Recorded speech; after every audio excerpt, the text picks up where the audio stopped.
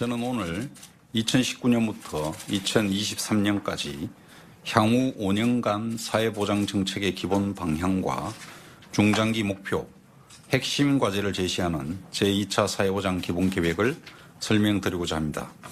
이 기본계획은 다른 법령에 따라 수립되는 사회보장에 관한 계획에 우선하는 최상위의 계획으로 현재 수립 시행되고 있는 많은 사회보장 제도들이 이 기본계획에서 제시된 방향성에 따라 일관성 있게 추진되도록 하는 데 의의가 있습니다.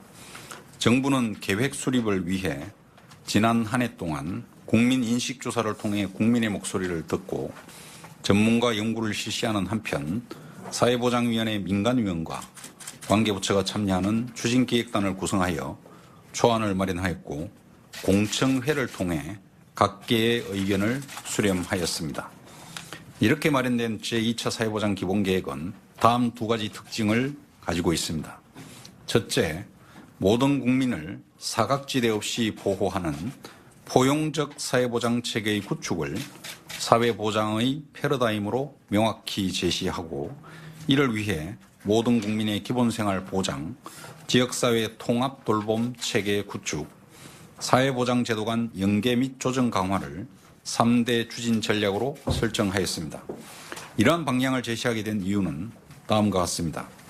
우리나라는 건강보험, 국민연금, 고용보험, 산재보험, 장기요양보험과 같은 5대 사회보험과 현금 및 현물 지원을 포함한 다양한 사회서비스 제공 등 핵심적인 사회보장 제도의 대부분을 이미 도입하였습니다만 여전히 많은 국민들이 복지 사각지대에 있고 사회보장 제도의 낮은 보편성으로 인해 사회적 위험으로부터 충분히 보호받지 못하고 있는 상황입니다. 따라서 향후 5년간은 사회보장 제도의 사각지대 해소, 보장성 강화 등 포용성을 확대하고 제도 간 중복 요인에 대한 점검을 통해 효율성과 효과성을 높여 국민이 체감할 수 있는 사회보장 제도를 마련하는 데 초점을 두도록 할 계획입니다.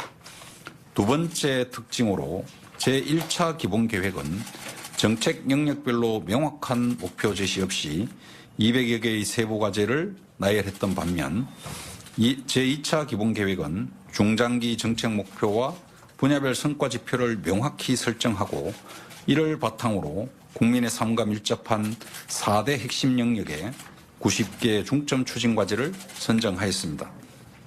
사회보장의 장기 비전, 기본 원칙 및 전략, 그리고 중장기 목표는 다음과 같습니다. 제2차 사회보장 기본계획은 국민 모두가 함께 잘 사는 포용사회를 장기 비전으로 세 가지 기본 원칙을 설정하였습니다. 첫째, 모든 국민의 기본 생활을 포괄적, 보편적으로 보장하여 우리나라 사회보장 제도의 포용성을 강화하겠습니다. 복지 사각지대 해소를 통해 모든 국민의 기본 생활을 보장하고 기존의 소득 재산 조사에 의한 선별적 지원에서 탈피해서 개인의 욕구를 기반으로 한 보편적 수당과 사회 서비스 이용을 확대하겠습니다. 또한 사회 전반에 고용, 교육, 성별 격차를 해소하여 공정한 기회를 제공하겠습니다. 이러한 포용적 사회보장 정책을 통해 개인이 사회적 위험에서 벗어나 혁신의 주체로서 자신의 역량을 개발하고 능력을 충분히 발휘하여 자립, 자활할 수 있도록 혁신의 튼튼한 기반을 마련해 나가겠습니다. 둘째, 지역사회 통합 돌봄 체계를 구축하겠습니다. 자기가 살던 곳에서 주거, 돌봄, 요양, 보건의료 등 원하는 서비스를 통합적으로 이용할 수 있게 하여 국민이 체감할 수 있는 보편복지를 실현하겠습니다. 특히 노인, 장애인 등에 대한 통합 돌봄 서비스와 관련 산업의 육성을 통해서 돌봄 경제를 활성화함으로써 삶의 질 향상과 사회 서비스 분야에서 대규모 양질의 일자리 창출을 함께 도모하도록 하겠습니다. 돌봄 경제는 지난해 11월 20일 지역사회 통합돌봄 기본계획을 통해 발표한 바와 같이 주민건강센터, 종합돌봄센터, 케어 연계주택 등 지역사회 중심의 생활 기반 시설을 확대하고 대규모 집수리 사업의 추진과 전문 인력의 양성, 사회 서비스 일자리 창출 등을 통해 사회적 경제를 육성하며 인공지능, 정보통신기술, 사물인터넷 등 첨단 융복합 기술을 활용한 돌봄 기술을 개발하여 거동이 불편한 노인, 장애인 등을 위한 보조기기의 개발과 보급, 스마트홈의 구현 등 독립생활을 지원하는 사회서비스와 제공인력 및 복지기술의 융복합 산업입니다. 사회정책과 경제정책의 창의적 융합 산업이라고도 할 수 있겠습니다.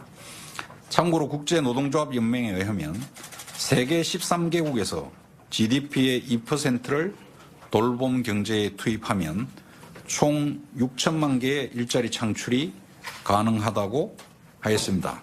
이는 미국, 영국, 독일, 일본, 중국, 인도, 브라질 등 세계 주요국을 대상으로 2016년 초와 2017년 초에 연구한 결과이기도 합니다. 셋째, 영역별 대상별로 분절 또는 중복되어 있는 사회보장제도의 연계 및 조정을 강화하여 효과성과 효율성을 높이겠습니다. 우리 경제의 저성장 장기화로 인해 재정 여건이 악화되고 있는 상황에서 사회보장제도의 지속 가능성 확보를 위해서는 기존 제도의 효율화가 필요합니다. 따라서 정부는 사회보장 이용체계 실태조사를 통해 서비스 간 조정 연계 방안을 마련하고 수요자 중심의 효율적인 이용체계를 구축하겠습니다. 이상의 기본원칙 및 전략을 바탕으로 제2차 사회보장 기본계획은 경제발전과 사회발전의 균형을 통한 국민 삶의 질 향상을 사회보장제도의 중장기 목표로 설정하였습니다. 구체적으로는 현재 OECD 28위 수준인 삶의 만족도를 2023년에 OECD 평균 수준인 22, 2040년에는 10위까지 높이도록 노력하겠습니다. 이를 통해 국민 삶과 밀접하게 연결된 사회보장의 4대 핵심 분야를 고용, 교육, 소득, 건강, 사회서비스로 구분하고 분야별 중장기 목표와 핵심 추진 과제를 선정하였습니다. 먼저 고용, 교육 분야에서는 고용의 질 개선을 목표로 고용산재보험 적용 확대 등 일자리 안전망을 확충하고 한국형 실업부조 도입 등 적극적 노동시장 정책을 강화하며 노동시장 격차를 완화하고 일생활 균형을 달성하겠습니다. 특히 17년 22.3%였던 저임금 근로자 비중을 2023년 18%, 2040년 15%까지 단계적으로 축소해 나가겠습니다. 소득보장 분야에서는 기초생활보장제도의 사각지대에 놓여 있는 비수급 빈곤층 축소를 앞당기기 위해 부양의무자 기준 추가 완화를 검토하는 등 공공부조의 역할을 강화하고 근로연령층에 대한 소득 보장을 강화하며 1인 1연금 및 다층 노후 소득 보장 체계의 확충을 추진하겠습니다. 이를 통해 17년 현재 17.4%로 OECD 하위권에 머물고 있는 빈곤율을 2023년에 15%대, 2040년에는 OECD 평균 수준인 11%대로 낮춰 나가겠습니다. 다음으로 건강보장 분야에서는 건강보험 보장성 강화를 지속 추진하고 지역 간 의료격차 해소를 포함한 필수 의료 보장과 지역사회 중심의 예방적 건강관리 체계를 강화하여 건강수명을 16년 73세에서 2023년 75세, 2040년 78세로 연장토록 하겠습니다. 사회서비스 분야에서는 지역사회 통합돌봄 체계의 완성과 사회서비스 인력 양성 및 품질 향상을 통해 GDP 대비 사회서비스 투자 규모를 2015년 5.7%에서 2023년 OECD 평균 수준인 7%대, 2040년에는 10%대까지 확대하겠습니다. 마지막으로 사회보장제도의 중복조정을 위해 사회보장위원회의 정책평가를 강화하고 지역사회 통합돌봄 서비스 확대 요구에 대응하여 서비스 종합 안내를 위해서 읍면동에 케어 안내 창구를 신설하고 시군구에 지역 케어 회의를 신설하는 등 사례 관리를 확대하며 각종 공공센터 간의 연계를 강화하고 복지 위기 가구에 대한 능동적 발굴 체계를 구축하는 등 사회보장 이용 전달 체계의 연계를 강화해 나가겠습니다. 차세대 사회보장 정보 시스템을 2022년까지 구축하는 등 사회보장 정책 분석의 과학화를 통해 4대 핵심 영역의 정책 추진을 뒷받침할 추진 기반 또한 대폭 강화해 나가도록 하겠습니다. 지금까지 말씀드린 제2차 사회보장 기본계획의 총 소요 재원은 약 332조 원으로 각 소관부처의 국가재정운영계획 및 매년도 예산 요구안에 우선적으로 반영되도록 하겠습니다. 그리고 오늘 발표된 기본계획이 실행력을 가질 수 있도록 연도별 시행계획 수립과 시군구의 지역사회보장계획에 반영토록 하겠으며 향후 수립될 연도별 시행계획의 추진 실적을 매년 평가한 후 미흡한 과제에 대해 개선 방안을 요구하고 그 결과를 다음의 계획에 반영하도록 하겠습니다. 이번 제2차 사회보장 기본계획 수립을 통해 모든 국민이 사회적 위험으로부터 보호받고 내일에 대한 희망 속에서 자신의 능력을 마음껏 펼치는 혁신적 포용국가로 한 걸음 더 나아갈 수 있도록 노력하겠습니다.